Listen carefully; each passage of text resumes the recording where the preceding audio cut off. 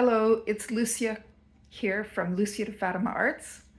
I thought I would tell the story of how my space became a music space.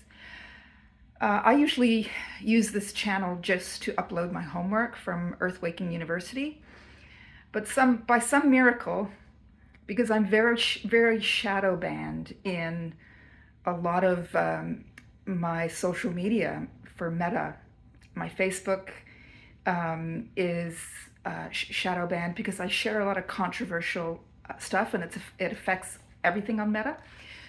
But for some reason, my video on magic versus miracles has something like 19,000 views, whereas a lot of my videos don't get more than a few views because it's usually just students doing feedback on each other's work. So I thought I would tell the miraculous story of how my space became a music space, how I had nothing to do with it, and how certain things in life, like truth, justice, love, and music, because music is such a powerful force in our world, I think has a life of its own, or I think the divine uses music because it's cross-cultural and it brings people together and it's healing.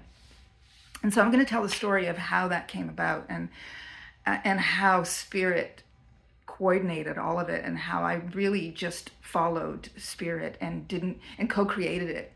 And so I met a wonderful lady back in back in 1990. But let me go further back than that.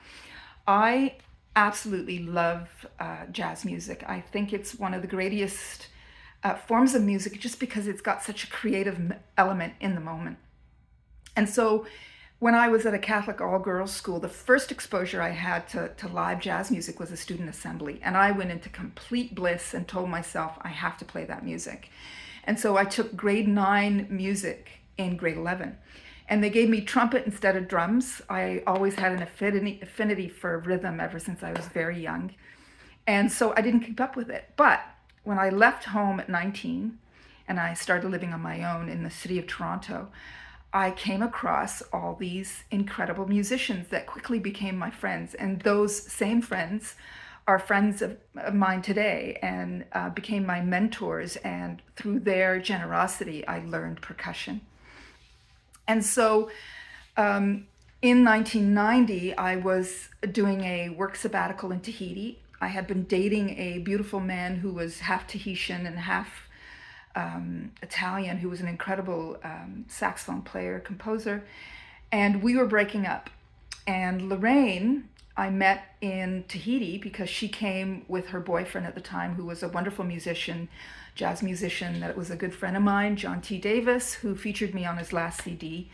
He died about 2 or 3 years ago. May he rest in peace. And she had a vintage clothing store called Kitsch Lorraine's on Queen Street West. And her very first party, these parties became legendary, was a going away party for my ex. We were breaking up, so he was moving back to Tahiti. And her first party was with her boyfriend, John T. Davis, and my good friend Mark Hundavad and Jim Heineman and all of those guys who were really instrumental in founding the whole scene at the Rex Hotel. I was there when they founded that whole scene, and so fast forward to about 2008, 2007, about there, I had this dream. And the dream was all of these musicians with their equipment sky high to the sky, waiting to get into my space. And I woke up and I thought, that's very interesting. And then a very short time later, like maybe 2 weeks later, I got two calls on the same day. And so the first call was from my mother stating that she had an apartment for rent in her house, and which was wonderful because my mother, always charged very low rent. She was always very fair with her rent, and we're great landlords. And I was renting the space. They had another property across the lane where the front of the property they rented out, and then the back property was a little warehouse space that my father had turned into a livable, workable space for me, and I rented from him. And upstairs, I was using the workshop. Somebody was working out of there. And in the bottom, I wasn't using it very much. It was a big open space. I wasn't using it very much because I was raising my daughter in the country. And so Lorraine called me the same day saying, I've got to move my parties because they're building a warehouse space. So if you think of anything, let me know. And so I thought, well, maybe she can live in the apartment, do the parties in my space. And so she came over, looked around for 5 minutes, and said, yeah, I think it can work. And so we spent a few weeks putting it together. Lorraine parties were every 2 weeks, and she was booked like a good 6 months to a year in advance. All of the best bands wanted to play Lorraine's, and I played two of the bands that were in rotation.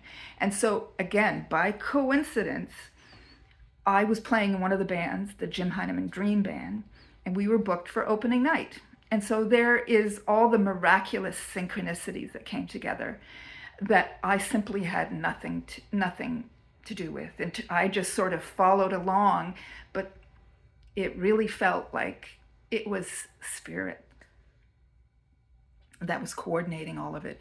Because her parties were always, they were never about partying. They were always about the music. She always emphasized the healing nature of music.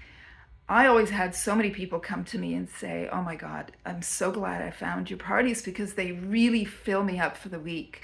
They really, take away the edge of life, So I did stay open for COVID. I got a lot of judgment for that, but I really didn't believe with locking down healthy people.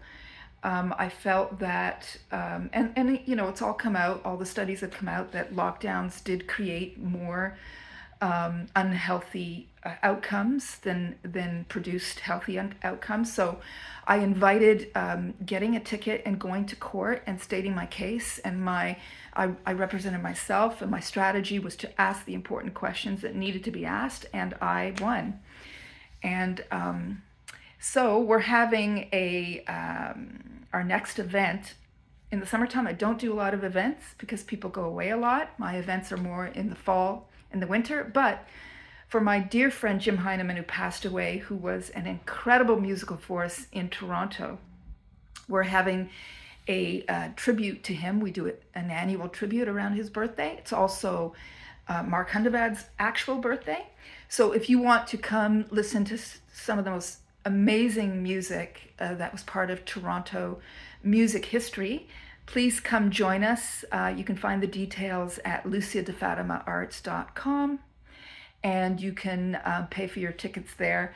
We're selling them at $35 at the door, $25 in advance, but if you're unemployed or have financial issues, we will not turn away anybody, and we let you pay what you can. So if you want to feed your soul with some beautiful music in the city of Toronto, please come join us for July 25th. Much love to all of you. And remember, shoot for the miracles, or allow the miracles to come through, and not the magic. Not the magic that takes so much more work, but allow the miracles to come through.